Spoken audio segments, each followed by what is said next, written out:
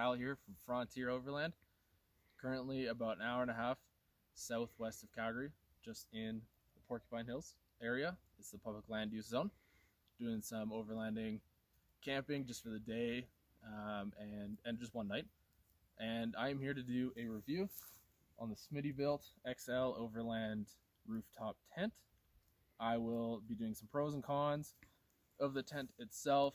I've currently owned it since about January of this year, and just my thoughts on the trips that I've done so far and what I like and dislike about the tent.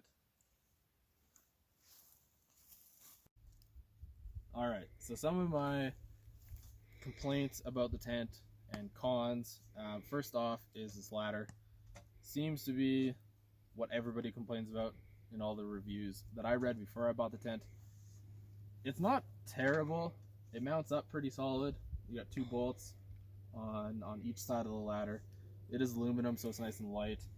But you don't have very much adjustability with the tent, or sorry, with the ladder. You only have these 2 push style or pull style knobs, and there's only the 2 settings on it really. So if you want it to lock in place, this is the length it's got to be. And as you can tell, it is pretty slanted out here today. Usually it's not as bad, but this kind of situation that we're in is pretty uneven ground. We tried to level the truck out the best we could, but it is pretty unlevel at the moment, as it does take some time to level it in, and currently still isn't leveled in. But it does the job. It's strong. It's not going to fall, and it holds the weight of the truck, of the tent. No problem with myself in it or anybody else really, and it's not going anywhere as long as you got a sturdy bottom to it. My other complaint, which is, it's not really a complaint, it's just annoying when you're setting it up.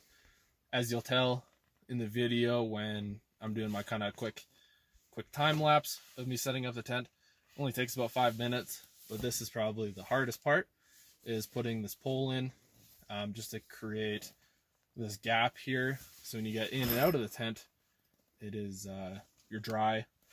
You got a place to put your feet or your shoes on, so they're not wet, and it just creates a shelter for you. My only complaint is if you don't have this tied down properly, water or snow, which I've dealt with before, builds up here real quick, so you got to wake up constantly in the middle of the night and push the snow off. Even with this tied down properly, we've still had issues with this not being tight enough. So that is one of my complaints about the tent, but we're still kind of working on it, trying to figure out what we can do to work better. My next step is to actually buy the annex for it, to zip on through here, just to create more shelter or more privacy for everybody that's using the tent. Unfortunately, I'll probably have to get rid of the bed rack and build it up higher, because you can't walk underneath of it at the moment. Alright, so my last complaint about the tent is the very cheap basing flooring that they use. It's a really, really thin aluminum. You get this base level here. There's some insulation in between, and then you get another layer of it on the inside of the tent. But earlier this summer, when my dad and I here were removing the tent, which is pretty easy, we got 6 bolts really that hold the tent on our custom bed rack system that myself and a family friend built in his garage. Very good, but again, it's 6 bolts, wouldn't be too hard. It's pretty easy to take off, but if you slide it wrong and you catch any corner of this bed rack system, as you can see up here, it is all fiberglass that we had to do in the garage, because it actually ripped through the base layer of the tent itself.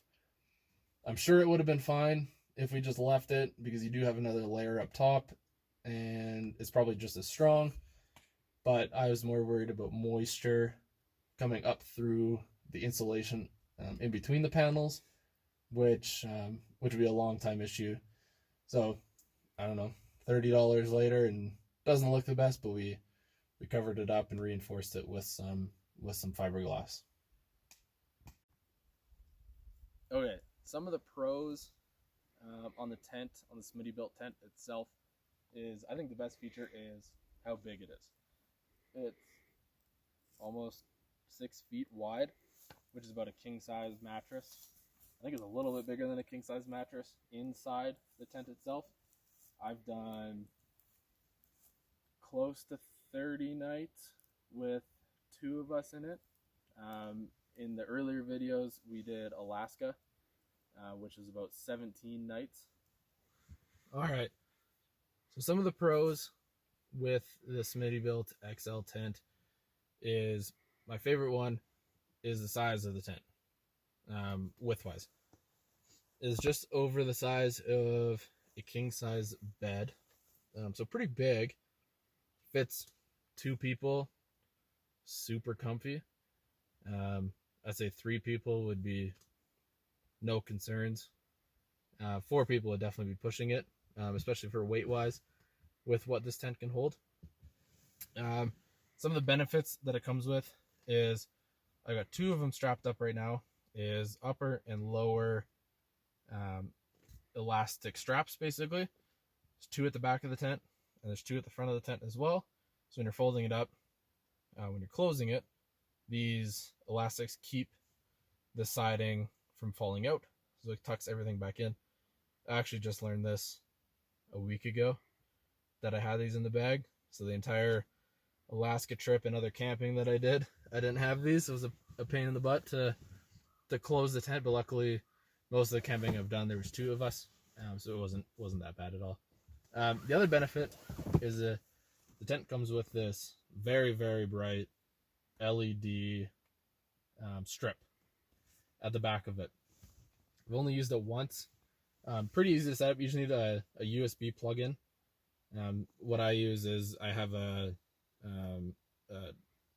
flashlight, and it's got a plug-in on the back of it, so I charge that during the day with the sun there, plug it in at night if I need it.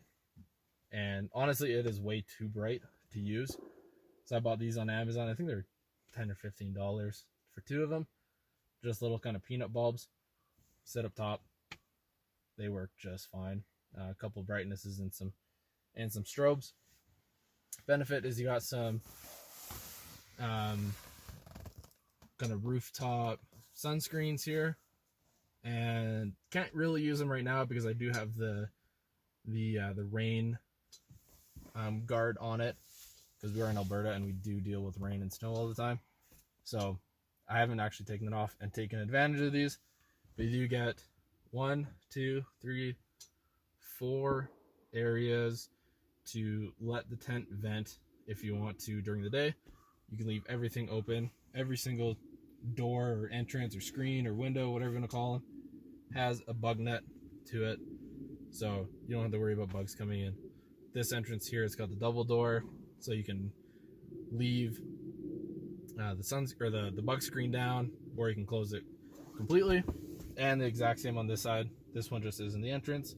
This is just the back side of the tent that we usually load up pillows and sleeping bags in. Other than that, inside looks pretty good. There are some safety straps here. These red ones, I do got them just tied off at the moment because I don't need them. If you're too scared of heights or too scared to get out of the tent, you can grab these. I think they're pretty strong. I don't know, couldn't tell you. But they're meant to help you lean out of the tent and go down the ladder backwards. Okay, so another pro of the tent, of this Smittybilt tent here, is the setup time. It takes me about just under 5 minutes to fully set up the tent, including these awnings here with the poles. So not bad. I will include a quick video of me setting it up and tearing it down as well, just to kind of show you how fast it is, without me rushing through it at all. Just can do it at normal speed. Setting it up, you take the cover off, obviously, flip it open, put the pole in at the front of it, which is kind of a pain by yourself, but not too bad. Then you get these poles here. You got 2 holes on each side of the tent, slip them in, and then you lift the awning open and slide the hooks through the top of it. No problem. This side's super easy. The back side of the tent here, you got two options. Usually I set it up with a rain fly. Just gives you the most protection. If water's coming down, it's going to roll off the tent, not on the tent. The other option, if you're not running the rain fly, you can open up this one here and just use the fly net or bug net on the inside if it's super nice out. Maybe down if you're in the Moab or something like that. Usually not in Alberta because at night it gets pretty cold. You usually want that open, this closed, so you can have the most protection at night. That side, there's also a zipper on the inside to close out from the outside as well, so you get more protection. My only concern is when we thought about it, when we built the bed rack, my thought was I want it to be somewhat level with the roof of the truck, so I didn't have too much wind drag, wind noise, or any issues that way. But after we installed it, I used it multiple times now, almost 30 nights of using it. I'd really like to use the other door there on super nice nights. Just have it open, you get some fresh air. But I can't reach the inside one with the pole. It's too close to the truck, and the actual base where you mount the poles in is too low. You can get the other side open on one side, but the issue you have is when you open the driver's side passenger door, it actually hits the top of the truck. So future considerations, I'm gonna bring it back to my friend, and we're gonna modify the rack, lift the tent up, which will help that issue, and I think will also help the ladder issue as well. I hope everybody liked this review on the Smittybilt XL tent. It's my first review that I've done on this channel. If you'd like to see more reviews, let me know in the comment section there. You can do a review, which I plan on doing on the Nissan Frontier. And if there's any other gear or anything like that that you'd like to know, hit me up.